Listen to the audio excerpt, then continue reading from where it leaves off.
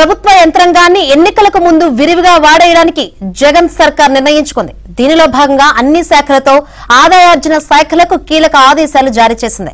ఫిబ్రవరి, మార్చి నెలలో ఉద్యోగులకు సెలవులు ఇచ్చేటప్పుడు వారి అవసరం తీవ్రతను తెలుసుకున్నాకే మంజూరు చేయాలని, తీవ్రత లేకపోతే సెలవులు ఇవ్వద్దని సర్క్యులర్ జారీ చేసింది.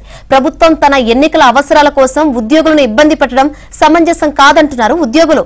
ప్రస్తుతం జగన్ సర్కార్ ఇచ్చిన సర్క్యులర్ పై ఉద్యోగుల్లో చర్చ మొదలైంది.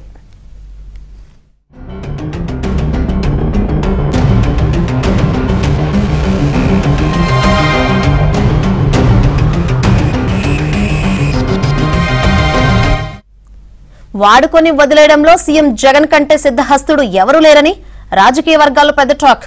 నిన్న మొన్నటి వరకు తమ ఓటు బ్యాంకు కాపాడుకునేందుకు వాలంటీర్లను, గ్రామ వార్డు సచివాలయ ఉద్యోగులను వాడేసుకున్న జగన్ ఇప్పుడు ప్రభుత్వ ఉద్యోగులపై దృష్టి సారించారు.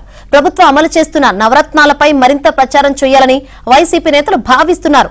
నవరత్నాల కింద ఇళ్ల పట్టాలు, రైతు భరోసా, జగనన్న విద్యా దీవెన, ఇన్పుట్ సబ్సిడీ విడుదల, వైఎస్ఆర్ చేయుత, ఈబీసీ నేస్తం వంటి పథకాలను సక్రమంగా అమలు చేయాల్సి ఉందని సర్క్యులర్ జారీ చేసిన ప్రభుత్వం ఈ పథకాలకు నిధులు సమకూర్చేందుకు ఆదాయ ఆర్జన శాఖలో ఆదాయాన్ని పెంచడంలో తీవ్రంగా శ్రమించాలని కూడా అధికారులు ఆదేశించారు.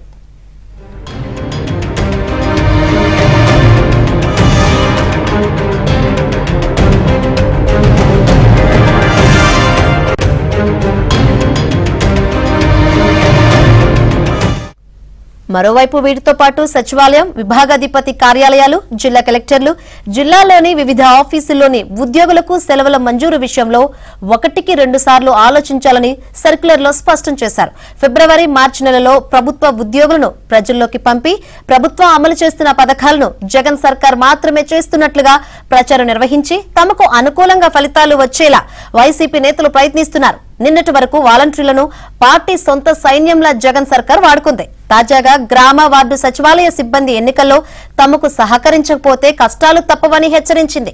ఎన్నికలకు ముందు సంక్షేమ పథకాల పేరుతో తాయిలాలు పంచేందుకు ప్రభుత్వ ఉద్యోగులను సైతం సెలవులు ఇవ్వకుండా వాడేయాలని చూస్తున్నారు.